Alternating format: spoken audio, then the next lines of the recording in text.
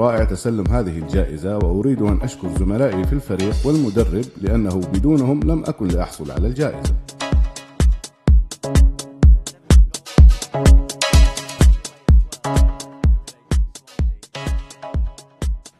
أنا الأصغر. عندما تسمع هذه الأسماء فإنه شرف كبير أن أكون بينهم.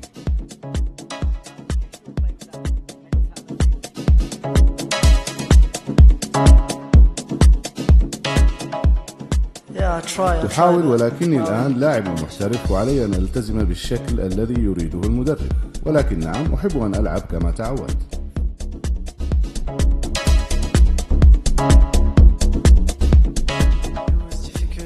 نعم، لقد قال لي العديد من الناس أن الدوري الإنجليزي ليس لي لأني نحيف، وفعلا شعرت ببعض الشكوك في البداية، لكني اعتمدت على قدراتي وتغلبت على كل الشكوك.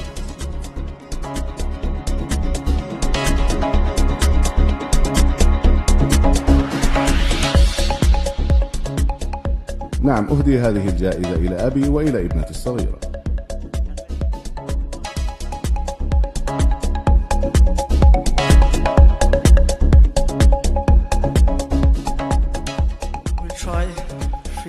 سنحاول. هناك 3 مباريات متبقية وسنرى ما يمكن فعله.